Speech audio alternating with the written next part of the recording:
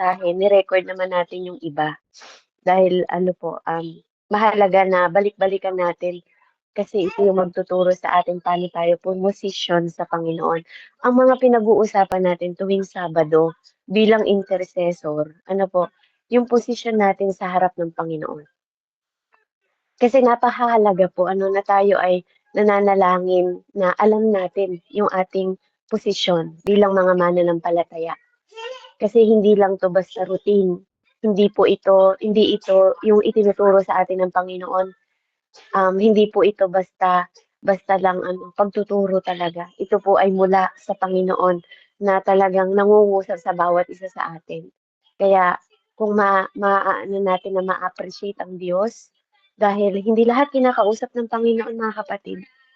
Maaaring kilala po nila ang Panginoon, maaaring alam nila na si Jesus ang Panginoon, pero hindi lahat ng tao kinakausap ng Diyos para magpahayag po sa kanila. Kaya mapalad tayo kasi binigyan tayo ng pagkakataon na marinig natin ang tinig ng Panginoon. Amen? Na maiparinig niya sa atin yung kanyang puso, 'di ba? Yung kanyang damdamin, yung dakilang layunin ng Panginoon sa buhay ng bawat isa sa atin. So last 2025 pinag-usapan natin yung ano, mga paano ba natin ihaharap yung ating sarili sa Panginoon na meron tayong pure soul. Amen? Kasi bakit? Bakit natin pinag-aaralan yung purity ng soul natin? Mahalaga na malaman natin ang purity ng soul natin. Bakit po? Kasi ang espiritu is naka-align yan sa Diyos. Hindi natin pwedeng iligaw ang espiritu. Ang espiritu po, kapag ito once na ito po ay nakipag-isa sa Holy Spirit, amen, ito po ay mas mabilis turuan, mas mabilis tulungan kaysa po sa soul, sa kaluluwa natin. Kaya nga, ang soul natin ang pinaprocess ng Panginoong Diyos na maging matured. Kasi kailangan ito ang makapag-feed, kailangan ito ang mahawaan ng Spirit. Kaya nga, you cannot defile Spirit, mga kapatid. Kaya nga, ang tao na hinamatay, na walang Espiritu ng Diyos, ang Espiritu ng binigay sa kanila, babalik pa rin sa Diyos. Kasi sa Diyos yun. Naintindihan niyo po? Kaya nga, tayong mananampalataya, kapag tayo namatay, ano po, babalik tayo sa Diyos, ang maghaharap naman sa atin, tutulungan tayo ng Holy Spirit na magharap sa Panginoon. Amen? Siya ang magdadala sa atin, siya ay pinaka-key natin. Amen? Pero ganun din po sa mga hindi mananampalataya, nakakilala man sila o hindi sila nakakilala sa Panginoon Diyos, ang Espiritu ng Diyos na diniposito sa kanila, babalik sa Panginoon. Amen? Pero tayong mga nakakilala, may pananagutan tayo sa Diyos. Mas higit ang pananagutan natin dahil tunay tayong nakakilala. Kaya nga, sa atin ayaw ng Panginoon na mag-lukewarm tayo. Ayaw niya. Sabi ng Panginoon, hindi baling malamig na kayo. Kasi kaya ko kayong tulungan maging mainit. Hindi baling mainit kayo. Kasi kaya ko kayong painitin pa. Pero kung nasa gitna tayo, susuka ko kayo. That is the word of God. Isusuka niya tayo. Bakit po? Kasi alam na natin eh. Kilala na natin siya. Pero pinipili pa rin natin na nandun lang tayo sa gitna. Wala pong buhay na nasa kalagitnaan lang. Na hindi ka namimili ng between sa Diyos o sa kapahamakan. Kaya nga yung mga taong lukewarm, ito yung mga tao na hindi talaga tunay. Pang malalim ang pagkakakilala kasi hindi pa makapili. But I believe, mga kapatid, na tayo po as nandun tayo sa point na tayo ay pinoproseso ng Panginoon na mas higit pang mas maging mainit sa Kanya. Kaya gusto ng Panginoon, this 2026, this year is the Lord's year. Amen? Yan po ang kapahayagan ng Panginoon na sinabi niya sa Luke, na maging ano daw tayo, yung acceptable sa Kanya. Na kung paanong si Mary po ay nilokobon niya ng kanyang presensya, ganun din tayo.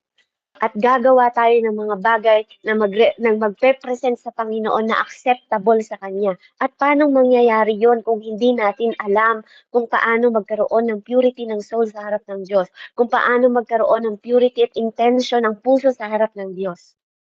Kaya mahalaga yung pinag-uusapan natin.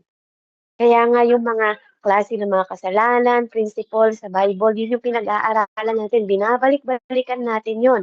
Even ang purity ng emotional. Amen? Nakikilala natin kung paano si Tatay David naging kalugod-lugod sa Panginoon at tinawag siya na heart of God. Amen? At ganun din yung si Peter. Diba kung paanong ginamot siya ng Panginoon, hinil siya ng Panginoon. Hindi para i-avoid yung mga ginawa niya, kundi para harapin ang presence nasa presence ng Diyos. Amen? Hindi para isuppress siya sa pain kung bakit siya tinanong ng Panginoon, kundi para i-letting yung Holy Spirit na i-rewrite yung story ng pagkakamali niya. At ganun din tayo. We make mistake, di ba? Pero tinutulungan tayo ng Panginoon na lumapit, mag-surrender sa Diyos. Hindi niya tinuturuan tayo maging mahina, kundi tinuturuan niya tayo na maging malakas, matuto tayo mag-surrender sa Kanya. Dahil never tatanggalin ng Diyos yung kahinaan natin. Hindi po tatanggalin ng Diyos ang kahinaan natin bagko sa panahon na mahina tayo, perfect ang power ni God para i-sustain sa atin. Amen? Tinuturuan din tayo ng Diyos na tumayo na magkaroon ng mapagpatawad na puso. Kasi part yon ng pagiging purity ng soul natin sa harapan niya. Tinuturuan niya tayo sa buhay, mula sa buhay ni Joseph, di ba? Kung paano tayo magkaroon ng puso mapagpatawad. Amen? At ma-renew yung right spirit sa mga buhay natin.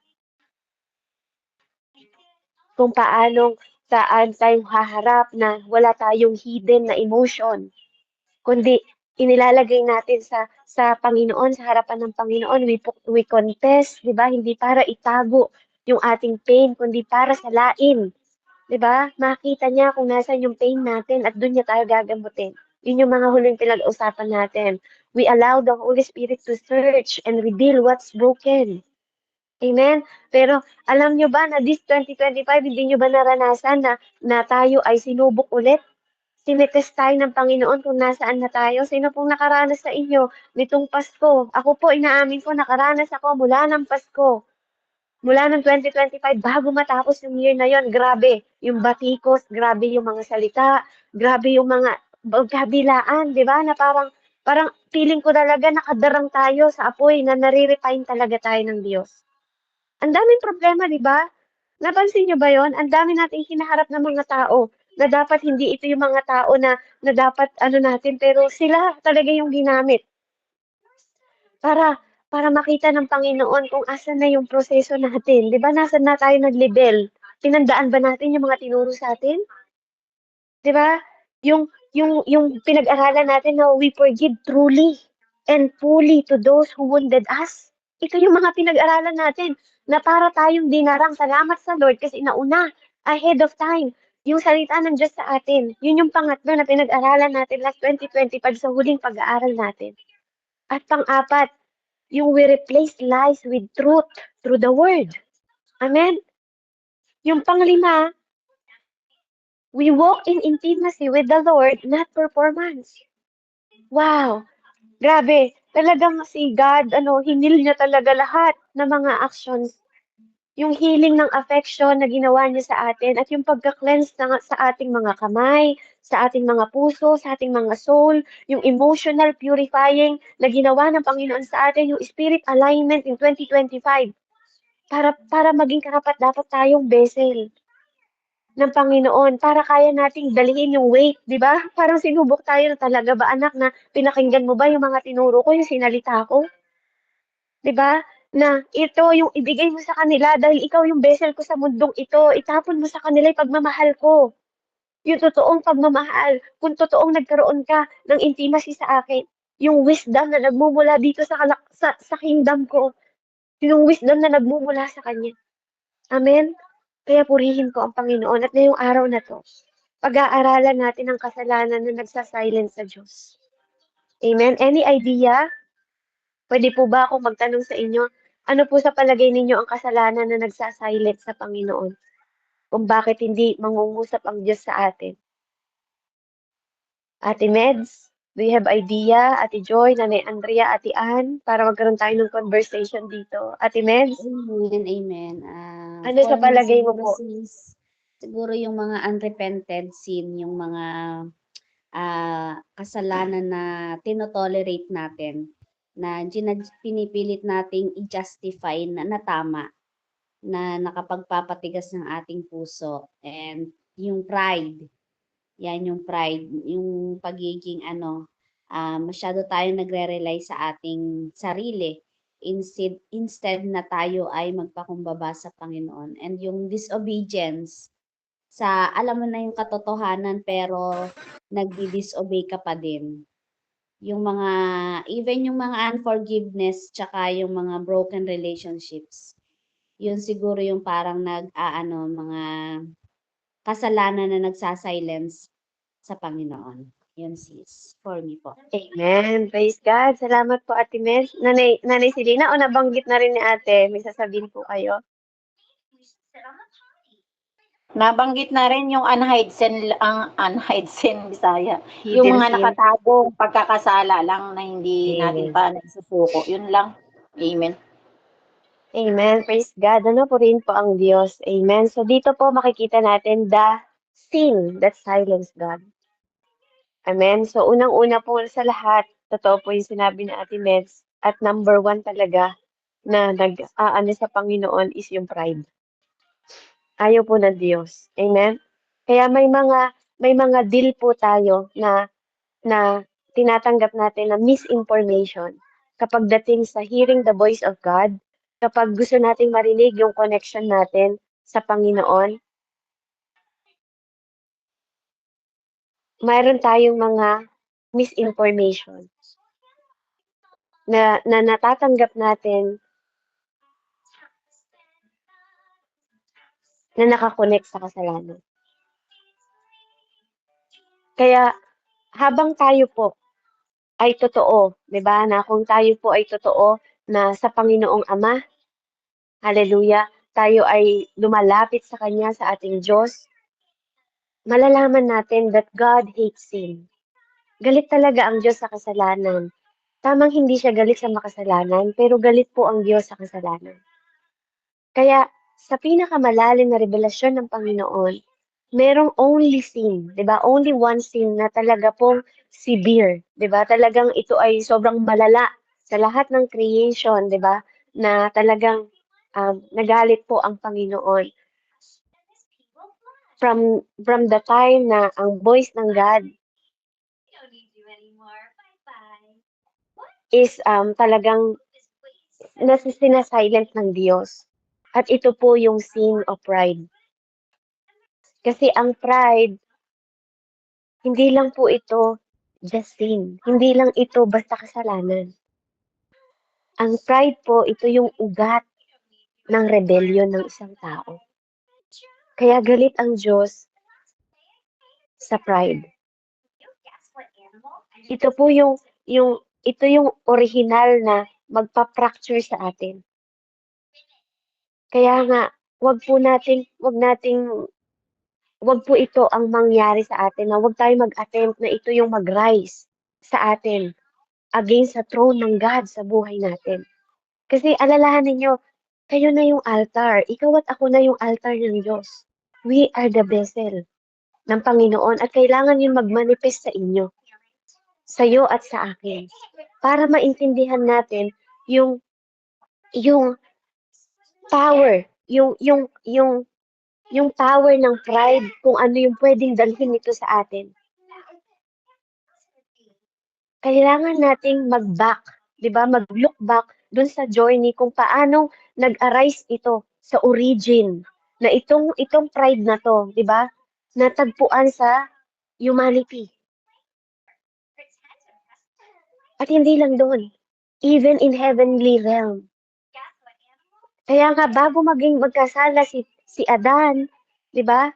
Meron na silang iniquity was found sa kanila. Amen. Kaya para makita natin, no, para makita natin na yung iniquity was found kapag tayo ay tumatayo sa perfection, sa radiant ng perfection ng Panginoon. Sabi po sa Ezekiel, pahanap nga po sa Tagalog, Ezekiel 14 hanggang 19 po. Ezekiel 28 po. Sorry, 14 hanggang 19. Sabi niya doon, Thou art the anointed cherub that covereth, and I have set thee so. Thou was upon the holy mountain of God. Pahanap na po, no? Thou hast walked up and down in the midst of the stone and of fire. Thou wasn't perfect in the way from the day that thou wasn't created till iniquity was found in thee. Diba? Bago pumasok, diba? Na yung bago po pumasok yung iniquity na matagpuan sa kanila. Pabasa po. Ezekiel 28:14 po hanggang 19 po, hanggang 15 na po ibinasa ko. Pabasa na lang po sa Tagalog para hindi na po Amen, binaba. amen. Sis, 14 to 19. Ayan. Kerubin ang itinalaga kong magbabantay sa iyo. Nasa ituktok ka ng aking banal na bundok. Ang nilalakaran mo'y mga batong kumikinang. 15. Wala kang kapintasan mula pa ng isilang hanggang sa maisipan mong mamuhay sa kasamaan. 16. Nang lumakas ang kalakal mo, natuto kang sumuway at mamuhay sa kasalanan. Kaya ipinagtabuyan ka mula sa aking banal na bundok. Pinalayas ka ng kerubin sa kinatatayuan mong mga batong kumikinang. 17. Naging palalo ka dahil sa isang kagandahan. Ginamit mo sa kasamaan ng iyong karunungan para mapatatag ang iyong katayuan. Kaya ibinagsak kita sa lupa upang maging babala sa ibang mga bansa. 18. Dahil sa masamang pamamaraan ng iyong pangangalakal, nasa laula ang templo at nadumihan. Kaya ipinatupo kita sa apoy. Nilamon ka nga nito at nakita ng lahat na ikaw ay naging abo. Last verse, katapusan mo na, mawawala ka na ng lubusan. Lahat ng bansang nakakakilala sa iyo ay takot na matulad sila sa iyong sinapit. Glory to God po. Amen. Purihin ang Panginoon. Pag tinawag pong iniquity, ito po yung katalampahasan sa Tagalog o kawalan ng katarungan. Amen. Kasi bakit po? Si Lucifer na po, even sila, si Adan, si Eva po, no? Ang kasalanan kasi mga kapatid, hindi nagsisimula sa action. Ang kasalanan nagsisimula sa loob natin. Internal po. Kasi hindi tayo mag-a-action kung wala tayo iniisip. Amen. Kaya si Lucifer po, ang kanyang pagkahulog, hindi po nagsimula sa external act. It began in internal elevation. Nagsimula po to sa taas, ay sa internal, sa loob-looban. Yan na. Yung puso niya po, yung puso niya na nag-lifted up, na nagmalaki because of his own beauty. Kaya nga sabi doon, his wisdom was corrupted bakit mo hinayaan na magkaroon ng kung mababasa natin po sa Isaiah din, makikita mo doon na pinabayaan niya na marumihan yung kanyang wisdom. Na once pure, 'di ba? Once na pure, become corrupted through the self-admiration natin. Ganon, si Lucifer po, ganon, yung nangyari sa kanya. Ito yung nangyari sa kanya. Kaya nga, ang sin, ang pride po, is hindi lang to basta sin. Hindi lang po ito basta sin. Marami po itong pwedeng gawin sa atin. At dito nagsisimula ang corrupted ng ating mismong sarili natin, kung paano tayo magkaroon ng pagkaakit, ganon, sa ibang mga bagay. Nagiging lason. Amen? Para sa ating paglago, nagiging lason ito sa ating inward exaltation na gusto pa tayong mapalawak ng Panginoon, mapalago ng Panginoon. Pero paano tayo mag-e-exalt, 'di ba? Kung mauuna sa atin ang pride. Kaya ito naging iniquity, 'di ba? Kakulangan, yung katalampahasan natin sa karunungan. Yun yung ginagawa ng sin of pride po sa ating mga buhay, mga kapatid. Kaya napakahalaga po na ating kilalanin, ating matuklasan. Amen? Na ito po yung mga bagay na nangyayari kapag pinahintulutan natin na ang pride po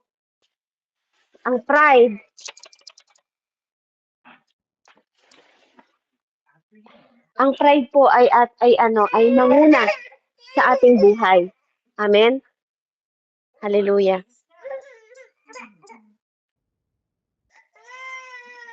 Kaya nga sabi niya doon sa binasa ni ate, by the multitude of thy merchandise, they have filled the midst with violence and has seen.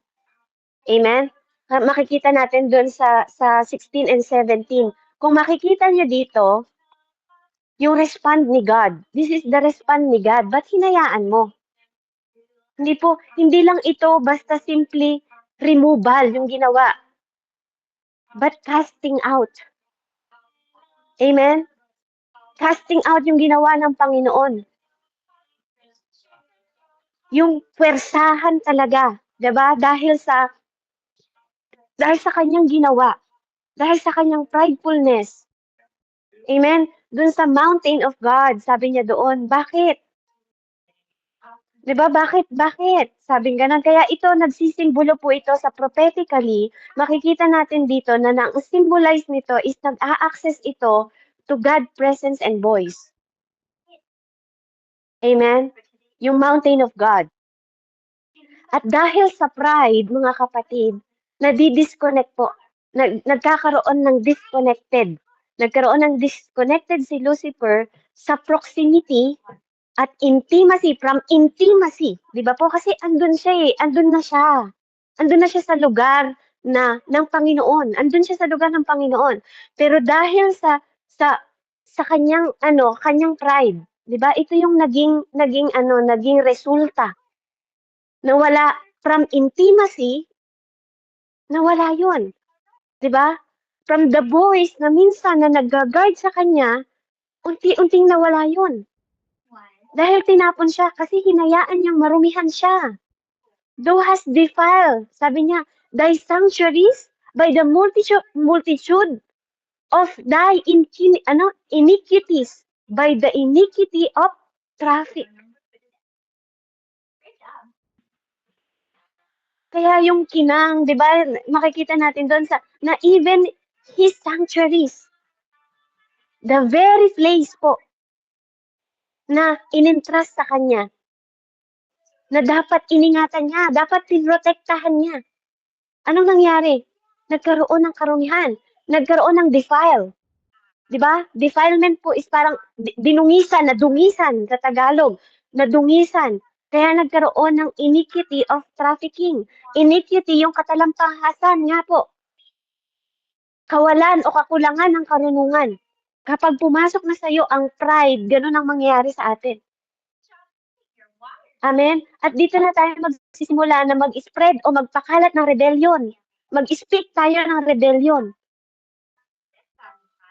Amen? Nasasabihin natin sa ibang tao. Kasi yung puso natin, from inside, na impluwensyahan sa loob natin, di ba? Yung influensya na nilagay sa puso natin ng pride na yan, yung charisma at yung manipulation. Yung pride, hindi lang ito nag-i-stay para mag-contain. Amen? Nagko-corrupt din ito ng lahat ng mga itatouch ng pride. Amen? Alam ko po na naiintindihan nyo yung kapahayagan ng Panginoon kasi once na ang pride, tingnan nyo po ang pride, isang pride lang to ha, na pupunta sa inyo. Ang dami niyang pwedeng sirain. Ang dami niyang pwedeng guluhin sa isip mo, sa puso mo, kaya niyang dumihan lahat yon, kaya niyang lasunin lahat yon na nasa loob mo. Sa umpisa pa lang po ha, sa loob pa lang na pumasok ang pride sa'yo. Kasi dito nagsisimula ang pride sa loob natin, internal, hindi siya mag-a-act first.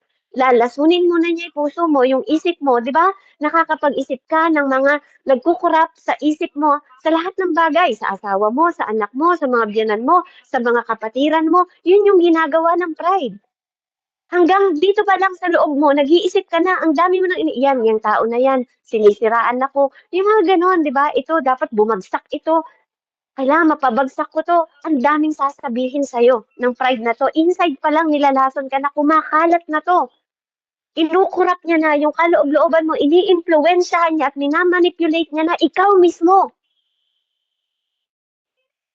Dahil pag nangusap itong pride na to, sa loob mo pa lang naglalaro na to. Kaya once na tayo ay na yung ating ilaw, 'di ba? Sabi niya dito, paulit nga po yung 18 at 19 po, Ate Meds, sa Tagalog.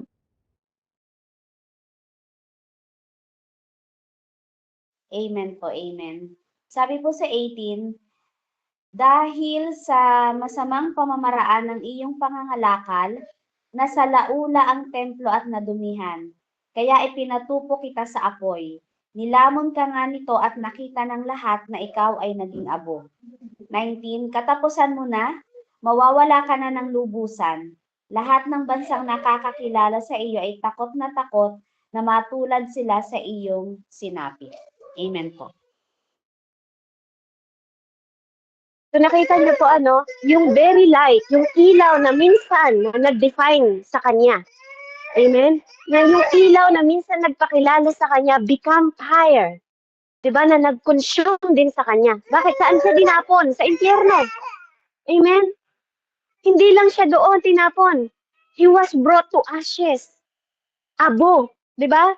Sa paningin. Hallelujah. So, alam niyo yung becoming the eternal sign na kung paanong kinreate siya when created, di ba? Na nung kinreate siya na being, yung being na nagsisik sa glory, na belong sa Panginoon mismo, alone, God alone. Di ba? Mas pinili niya pa ito. Mas pinili niyang mag-rebellion sa Panginoon. Mas pinili niya na imbes na makita niya yung goodness ng Panginoon, na siya mismo, nasasaksihan niya. Hindi yun yung nangyari sa kanya kasi hinayaan niya na ma-defile siya, na makorrupt siya, na mag-stay ito, na mag-contain sa kanya para magpahamak ng iba. Ito yung dahilan kung bakit pride is only sin na nagdi-disconnect sa atin bilang creation ng Panginoon from the voice of God. Ito po ang ito po yung pinaka-delikado. Ito yung isang kasalanan. The only sin, sabi, the only sin ito. Kailangan to mawala sa atin. Kasi bakit? Ito yung pumipigil, di ba po, sa pag-i-exalt natin o para maitaas. Yung maitaas natin yung lahat ng bagay na isusurrender natin. Kasi pag may pride ka, hindi ka magsusurrender ng buong-buo sa Diyos. Hindi mo itataas lahat kasi may pride ka eh. Hindi mo isusurrender lahat. Kasi ang surrender, ibig sabihin above you lahat, all, exalt, di ba? Exalt mo yun sa taas, yung self mo, above, surrender sa Panginoon. Kapag may pride ka, magiging blind ka rin. Magiging bulag ka sa puso mo. Sa correction. Ayaw mo magpa-correct. Kasi nga may pride ka eh. Diba? Nakita niyo yung poison na dinadala? Ito yung only sin na haharang. Kasi ang pagnanakaw, diba? Mapipigilan yan eh. Ang pagsisinungaling, mapipigilan yan. Pero pag pride, diba? Ito yung simula na mabubulag ka na sa puso mo kasi ayaw mo na magpa-correct.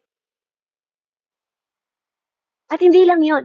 Kapag tumigas na yung puso mo, di ba, dahil sa pride na to, magiging bingi ka na rin sa divine instruction ng Diyos. Ito yung nagpapabingi sa instruction ng banal na layunin ng Diyos sa buhay natin. Kapag ang pride nag-reign sa isang tao, ang voice ng God, inire-resist nito. Tinatakwil niya, nire-resist niya yung tinig ng Diyos kasi ayaw niya magpatuwid, ayaw niya magpatawad. Hindi po, tama ako Lord eh. Sila yung mali. Ginawan nila ako ng ganito. Sila dapat yung mag-sorry sa akin. That's pride. Di ba? Yes, Lord, pastor ko sila. Pero pinahiya niya ako kanina eh. Hindi naman ganun dapat, di ba? Ayaw na magpadisiplina. Kasi pakiramdam mo, ikaw, ito tungkol sa'yo to, tungkol sa'yo to. Tungkol sa atin to. Nawala yung mindset natin na sandali lang, if I surrender, hindi na to tungkol sa akin, hindi to tungkol sa'yo, Jane. Hindi to tungkol kay Beverly. Hindi to tungkol kay Ate Kat. Tungkol to sa Diyos. Kasi kailangan natin i-display si Jesus sa buhay natin. Hindi ang ilaw sa atin. 'Di ba? Dapat ang ilaw ang nagliliwanag sa atin. Hindi ang spotlight lang ang gusto nating nasa atin na parang puro papuri, puro ganon. Kasi pag puro papuri na nga sa puso mo, nagsisimula na yung pride. Amen? Nire-resist na nito yung tinig ng Diyos. Ayaw mo na marinig. Kasi ano nga ba ang tinig ng Diyos? Hindi ba ang salita ng Diyos is nagko-correct, nagdisiplina, sabing gano'n, magkabilang tabak, di ba po? Na nagtuturo sa atin, nagtutuwid sa atin. Amen? Ayaw mo na, i-resist mo na yung voice ng God. At hindi lang yon, i-replace mo pa. Amen? I-replace mo siya. Kinakatwiranan mo sa sarili mong katwiran. Sa sarili mong emosyon. Sa sarili mong dahilan. Sa sarili mong gusto. Kaya nawawalan ng place yung tinig ng Diyos sa'yo. Kasi dahil sa pride. Hindi lang yon. Kapag ni-resist mo ang tinig ng Diyos, ni-replace mo ang tinig ng Diyos, nire-reject mo din. Nire-reject mo na siya. Kaya nga sabi sa Psalm 138:6, though the Lord be high, he hath he respect unto lowly, but he proud, he knoweth afar off. Amen? Pabasa po sa Tagalog, Psalm 138:6.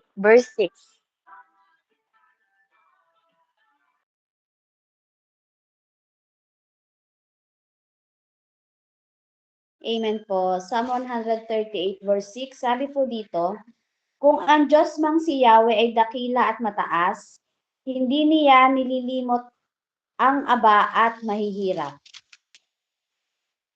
Kumublimay, kita niya ang hambog at ang pasikat.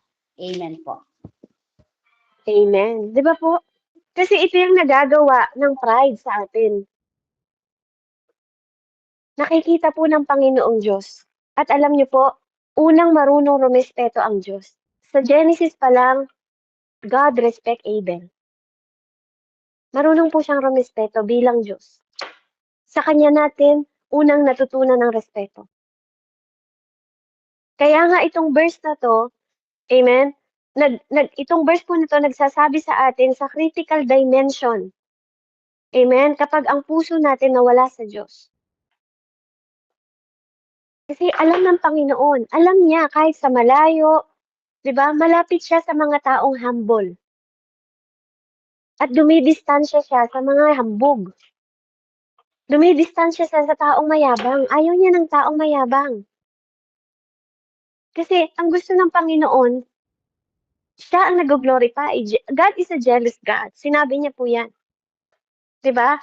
At kung tayo po ay may character na nagmumula sa Panginoon, tinuturuan tayo nito na magpakumbaba lagi. Humility ang laging makikita sa atin sa harapan ng Diyos. Kasi tayo ay tumatayo bilang altar ng Panginoon. Tayo ay tumatayo na this year is the Lord's year.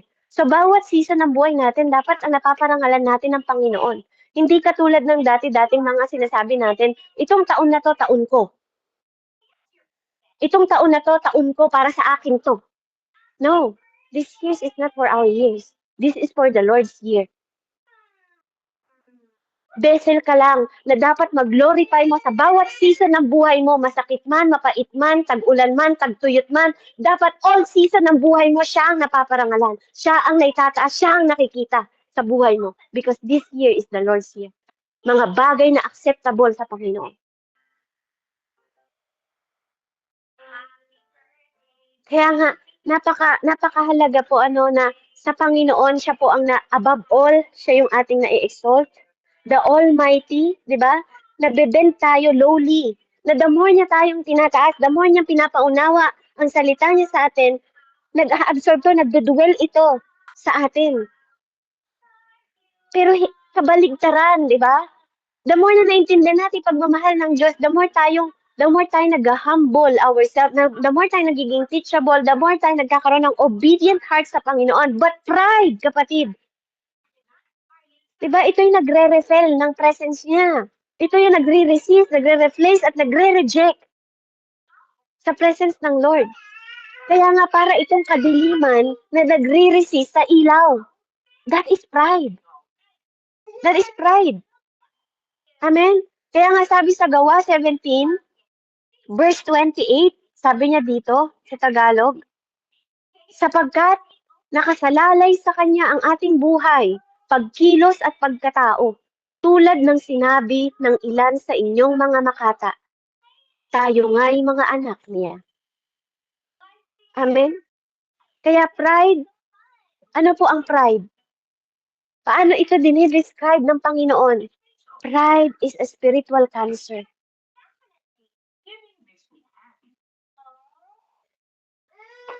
Amen? Spiritual cancer po ang pride. Kaya ito po napakahalaga na hindi ito yung maging ano natin.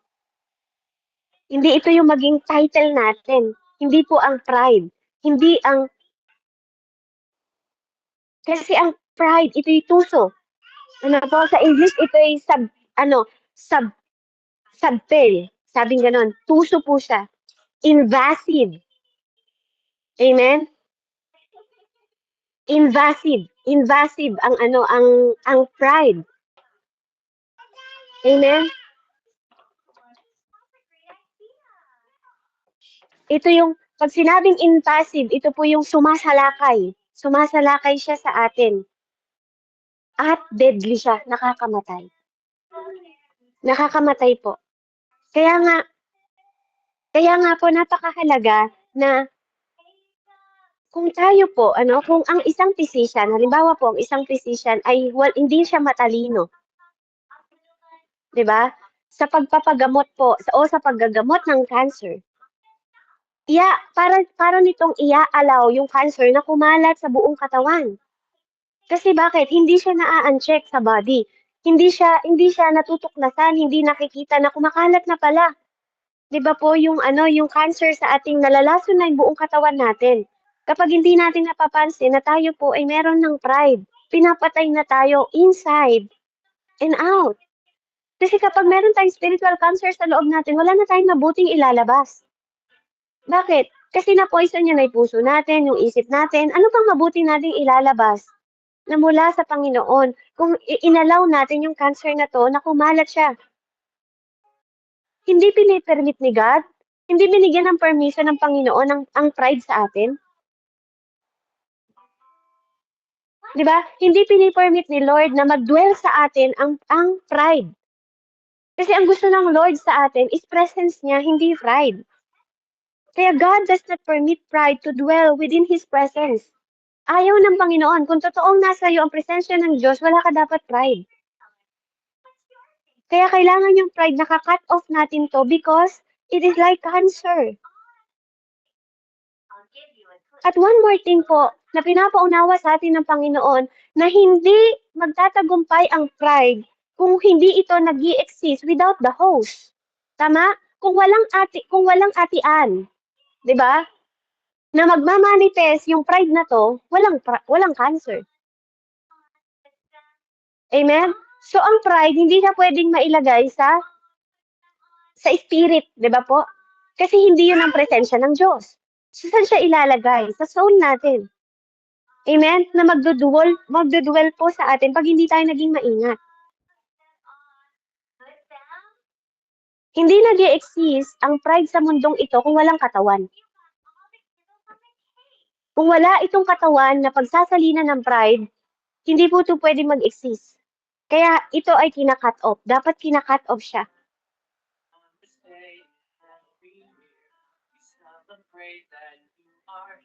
Para hindi po tayo magkaroon ng corruption sa ating buhay. Para mabuhay tayo without the corruption ng cancer na to para hindi tayo ma-consume ng cancer na to. Kasi pride is spiritual cancer. At para hindi tayo lubusang wasakin ng pride na to. Kasi para tong cancer na unti-unting kumakalat sa katawan natin na pag hindi pinatay, 'di ba? Kumakalat siya sa ibang part ng buhay natin. Sa kaloob-looban natin.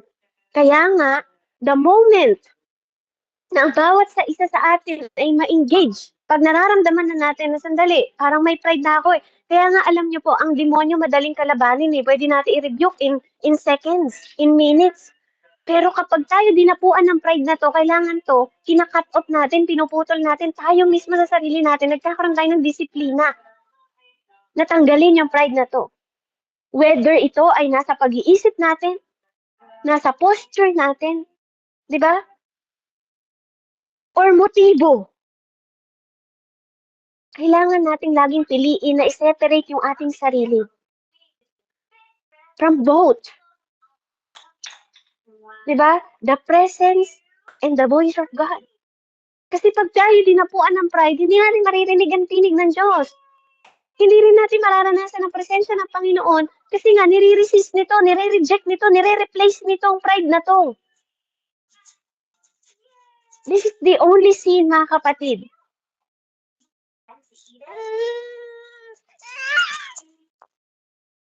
Hindi ka nito, hindi ang Diyos ang magbibigay nito sa iyo para lumayo ka sa Kanya kasi ang pride hindi mula sa Diyos. Ito yung bagay na tinatanggal ng Diyos sa atin para mapalapit tayo sa Kanya. Baligtad. Diba? Kaya nga, kapag ang pride natin ang na-lift up sa soul natin, na mas maging mas mataas itong pride na to sa soul natin, at ito yung ginagawa natin dito, unti-unti mararanasan mo, papalayo ka na ng papalayo sa sound ng heaven, sa sound ng tinig ng Diyos. Hindi lang po ito basta kasalanan na ginawa ng kamay natin, na magbibigay ng distansya sa atin mula sa Panginoon, kundi nag-e-exhort din ito, lumalago ito mula sa puso natin. Kasi galing siya sa loob, hindi siya galing sa labas. Kaya ito yung nangyari kay King Saul. Di ba? Ito po yung nangyari kay King Saul, na ito yung ito yung king na minahal niya yung dalawang bagay. Both, he loved both love and anointed by God. Kahit na against sa Panginoon yung kanyang ginawa, andoon yung pagbibigay ng Panginoon ng pagkakataon. Minahal siya ng Panginoon, inanoint siya ng Panginoon dahil gustong-gusto na ng mga tao noon na palitan siya. Kasi ang God natin ang king eh. Nagmamadali yung mga tao na magkaroon ng bagong king. Pero bago pa nila hingin yung king na yon, nasa mind na ng Panginoon na magkaroon sila ng king, but not Saul. Pero dahil sa insisting ng mga tao, sabi niya kay Samuel, di ba? Buhay pa nga si Judge Samuel eh. Actually, si Prophet Samuel is a judge. Buhay pa siya, pero gusto na siyang palitan, hindi pa siya patay. Dahil gusto ng mga tao. Yung gusto ng mga Saul, gusto ng mga tao na magkaroon sila ng hari. Katulad ng ibang mga bansa. Saul, si King Saul po is anointed. Di ba? Chosen. In-empower siya ng Panginoon. Pinosisyon siya for greatness. Kasi hindi pwedeng maging king ang walang greatness. Kung makikita ninyo at babalikan natin yung kwento mula po sa Samuel, in-empower siya. Nag-prophesy pa nga si Saul. Kahit na wala siyang ganun ka nakarunungan sa pagiging hari, tinulungan siya ng Panginoon na ma-empower. Kasi once you are chosen, i-empower ka, i-equip ka ng Panginoon, tuturuan ka ng Diyos at tutulungan tayo para magkaroon tayo ng greatness to glorify His name. Yet, sa kabila ng lahat ng iyon, finailed niya na i-honor ang God. Bakit? Dahil sa pride. Dahil sa false humility. Amen? Nung ang Panginoon po, binigyan siya ng clear, napakasimpleng instruction lang mula kay Prophet Samuel sa pamamagitan ng kanyang spiritual father, mentor, and divine guidance. Pinili ni Saul. 'Di ba? Yung partial obedient over full surrender. 'Di ba kanina sinasabi ko sa inyo, 'pag may pride ka, hindi ka magsusurrender ng buong-buo sa Diyos. May part ka pa na iiwan sa'yo. Bakit? Kung kaya mo na ngang ibigay lahat, ba't hindi mo pa ibigay lahat? Anong problema mo? Anong problema ko? Sabi nga po, kapag partial, sinasabi nito, may part ka lang na sinosurrender at hindi mo sinosurrender lahat. Alam niyo po kung anong ginawa niya dito? Simpleng instruction lang. Unang-unang instruction pa sa kanya. Una, patayin lahat. Pero nagtira siya ng baka. Nagtira siya, di ba? Dahil daw, ang sinabi niya pa nga para sa Diyos. Pati yung pinapapatay na king, tinira niya rin. Unang-unang instruction ng Panginoon mula kay Prophet Samuel. Kasi minsan, ang Panginoon po talaga, gagamit siya ng vessel na magtuturo sa atin. Na magtutuwid po sa atin. Gagamit talaga po ng tao ang Diyos. At sometimes, kahit nga masama sila kahit po masama sila, aminin natin may natututunan pa rin tayo sa kanila. May tinuturo pa rin ang Panginoon sa atin. Kaya nga po napakahalaga na wag tayong magkaroon ng pride. Kasi dito po tayo babagsak. Dahil nagkakaroon tayo ng part lang na sinusurrender sa Panginoon na dapat fully surrender tayo. Kasi pag hindi tayo nagpo-fully surrender sa Panginoon, nangangahulugan lang po na tayo ay may pride. Ang Panginoon po, ginrant niya si Saul na magkaroon ng maraming katagumpayan. Binigyan siya ng opportunity, authority, and favor po. But in single moment. And sometimes ganun tayo. Kasi yung hinihingi sa atin ng Diyos, sometimes masakit, di ba? Hindi convenient, di ba? Hindi comfort, di ba? Pero lahat ng hinihingi natin sa Panginoon, do you think komportable rin ng Diyos? Kapag may hinihiling tayo sa Diyos, do you think gusto rin yun ng Diyos? Pero sometimes, di ba, inaalaw ng Panginoon. Katulad ng mga tao na yon. Hindi gusto ng Diyos na magkaroon ng bagong king. But ini-insist nating mga human. Ini-insist natin sa Lord yung bagay na hindi niya gusto. Dahil parang sinabi ng mga tao noon, ayaw na nilang maging king, si Yahweh. Gusto na nila ng tao na sinisunod. Katulad ng mga tao sa kalapit na bansa nila. Siya na?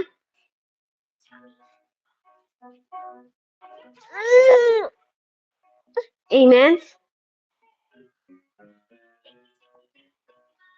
Kaya, makikita natin, tayo po, habang binibigyan po tayo ng opportunity, authority, and favor. Amen? Huwag natin hahayaan na ang pride po is ma-expose sa puso natin. Dahil yun ang nangyari po kay Tatay Samuel. Instead na mag-obey siya sa tinig ng Diyos, he learned in own understanding. He's seeking approval sa mga tao over pleasure sa Panginoon magmula sa amin. Just like Lucifer po, ganun din yung nangyari kay Saul. He was lifted in the position but fallen in heart. And it cost him everything. It cost him everything. Lahat po, di ba, nagkaroon ng komplikasyon sa kanya. Di ba? Nawala yung kanyang humility. Halos patayin niya rin yung kanyang anak. Because of the pride, si Saul nawala sa kanyang place. Na inalaw ng Diyos na matupad yung plano na yon sa Israel. Dahil pinahintulutan ng Panginoon, sige Samuel, ibigay mo sa kanila yung king na gusto nila.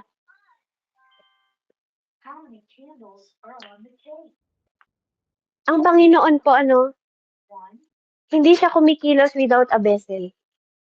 Nagagamitin niya dito sa mundong ito. Kasi kaya nga binaba niya si Jesus Christ sa mundo natin. Kasi kailangan niya tayong katagpuin. Gagamit at gagamit po ang Lord ng vessel. Kaya nga, meron ang Panginoon, sa pamamagitan niya, nagkaroon ng king. Amen? Kaya napakahalaga talaga ng ating mga pinag-aaralan sa mga oras na to. At naniniwala po ako that God will give more sa bawat isa sa atin. Kaya hihintuan ko po muna no mula po dito sa kung paanong si Saul kasi ang lalim po nung ano pag-aaralan natin next week makikita natin sa 1 Samuel 15 po kung paano yung principle doon makikita natin kung paano na nag-silent ang Diyos. Kaya nga, when God gave us the opportunity po na makapaglingkod sa Kanya at binigyan tayo ng opportunity and favor po, huwag nating hahayaan na ma-expose po sa ating mga puso. Yung puso na mayroong pride. Instead, matuto tayong mag-obey po sa Panginoon. Huwag tayong mag-lean sa ating own understanding. Kasi ito po yung magpapabagsak sa atin na imbes na ipakita pa ng Panginoon yung kanyang mga plano, iparinig niya pa yung kanyang mga tinig. Kung nauuna na yung own understanding natin, paano natin maipuposisyon yung sarili natin, yung puso natin, yung soul natin, yung spirit natin sa harap ng Diyos kung tayo po ay may own understanding. Samantalang sinabi niya sa Proverbs sa atin, do not lean on your own understanding. Kasi hindi natin alam ang ahead sa atin. 10 times ahead lang ng story natin sa buhay natin, hindi natin alam. So, kailangan tinuturuan tayo ito na matuto tayo mag-surrender all. I-exalt natin lahat yon sa Panginoon kung gusto nating marinig ang tinig niya. Amen? Kasi tayo ay ginagamit ng Panginoon sa mundong ito, mga kapatid. At ayaw niya na malason tayo, madistract tayo, madestroy tayo, at mapatay tayo ng pride na to. At bilang mga intercessor, bilang mga mananampalataya, bilang mga anak ng Diyos, pride is not from God. The sin that silenced God. Wag nating hayaan na ito ang magpa-silent. Gusto niyo ba na hindi na marinig ang tinig ng Diyos? Gusto niyo ba? Kasi kapag nawala ang tinig ng Diyos, mawawala tayo ng leading. Kapag nawala ang tinig ng Diyos, mawawalan tayo ng instruction. Pag nawala ang tinig ng Diyos, mawawalan tayo ng vision.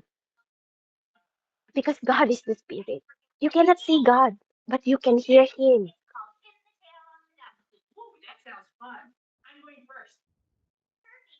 Kaya purihin ng Panginoon. The sin that silenced God is pride. At hayaan niyo po na turuan tayo ng Panginoon kung paano tayo mawawasak ng pride nito, kung paano tayo mapopoison nito. Kaya bilang mga anointed and beloved ones ng Panginoon, God is reminding us sa gabing ito that you are chosen. God empowered you. God positioned you for greatness this year because this is the Lord's year. And every season ng buhay mo, maging rason ang Panginoon to glorify Him, to exalt Him. Kaya nga sabi ng Lord, be still and know that I am God. I will exalt all the nation. At ikaw yung vessel na pinili. Ikaw yung altar na pinili ng Panginoon. Do not depart from God. Do not let the pride depart from God. Refuse God. Reject God. Replace God. Okay lang na i-correct tayo ng Panginoon. Okay lang na ituwid tayo. Hindi masakit sa una. Hindi masarap disiplinahin. But mas gustuhin natin, piliin natin na disiplinahin kesa manahimik ang Diyos sa atin. Kaya purihin po ang Panginoon. Hallelujah. Let's pray. Heavenly Father, in the mighty name of Jesus, Lord, we thank you. Lord, salamat sa pagtuturo mo, Panginoon, ng mga bagay na pwedeng makapag-silent ng tinig mo sa mga buhay namin. Thank you for teaching us that pride is spiritual cancer. Na masigit naming maunawaan kung paano kami lalasunin ito unti-unti bilang mga mananampalataya, bilang mga anak mo na ma-proclaim o matupad yung iyong mga plano sa buhay namin. Na huwag naming hayaan na ma-defile kami o marumihan kami ng pride na to na maglalason, Panginoon, ng isip at puso namin upang makagawa kami ng mga bagay na hindi karapat-dapat sa iyong harapan, O Diyos. Banal na Ama, Diyos na makapangyarihan sa lahat. Patuloy ka, Panginoon, kung mag-manifest, ma-absorb namin at maikintal namin sa aming mga puso ang mga salitang ito. Na sa bawat oras at bawat panahon, sino mang mga tao na nasa harapan namin, matutunan namin na laging makita at ma-display ang ikaw sa buhay namin. Ma-display namin na ikaw ang mag-raise sa buhay namin at mawala kami. Matutunan naming mamatay bawat araw upang ikaw ang maitaas namin sa aming buhay na makasunod kami na tama ang motibo, tama ang posisyon, tama, Panginoon ko, ang aming mga pag-iisip na naka-align sa way na meron ka, sa will na meron ka, sa divine destination na tinalaga mo sa bawat isa sa amin. Matuto kaming mag-serve sa isang Diyos na katulad mo, na nagpapakumbaba lagi sa paanan mo, na humihingi ng leading mo, na humihingi ng gabay at patnubay mo mula sa banal na spirito, na humihingi ng tinig mo na marinig ng dalawang tenga na amin, Ama, upang hindi ka namin ma-disobey, upang hindi ka namin masaktan sa bawat pagkilos at pananalita namin, even sa mga gawa namin, O Diyos. Lord, let your voice be more clear sa bawat isa sa amin. Holy Spirit, we love you, we acknowledge you, and we honor you. Salamat kasi kino-comfort mo kami, tinutulungan mo kami sa lahat ng oras, pinalalakas mo kami. Salamat sa joy na dinedeposito mo, sa joy na dinedeposito mo sa aming mga buhay, na magkaroon kami ng dahilan para sumunod sa iyo, para magkaroon ng buhay mula sa Espiritu ng aming banal na Diyos na iniwan para sa bawat isa sa amin na tumulong tumayo sa panahon na kami nadadapa. Na kahit madapa kami ng 7 beses, patatayuin mo rin kami ng buong lakas, buong tibay, at buong kapangyarihan mo na tinutulungan kami, Panginoon, na makabangon, matuto, madisiplina at maituwid. Maraming salamat, Panginoong Ama, sa kabutihan mo, sa pag-aalay ng butong na anak, para mapatay ang lahat ng kasalanan at maipanganak kami ng bago mula sa iyong dugo, para magkaroon ng tamang kabanalan sa harapan mo. Salamat, Ama. Salamat sa pag-ibig mo sa katauhan. Salamat sa iyong bugtong na anak na namatay para sa bawat isa sa amin. Salamat sa dinudurog mo, pinapatay mong pride sa mga buhay namin. Purihin ka na dakilang Diyos sa pinakamataas na pagsamba. Turuan mo kaming laging magkaroon ng humility, obedient heart, and teachable heart sa harapan mo. Na hindi kami nagpe-perform dito at hindi namin routine, Panginoon, na magpasikat sa mundo. Kundi kung merong magliliwanag at sisikat sa buhay namin, ang pangalan mo ang maitaas namin. Huwag mong hayaan na ma-destroy kami at marumihan kami, Panginoon, ng sarili naming mga desire.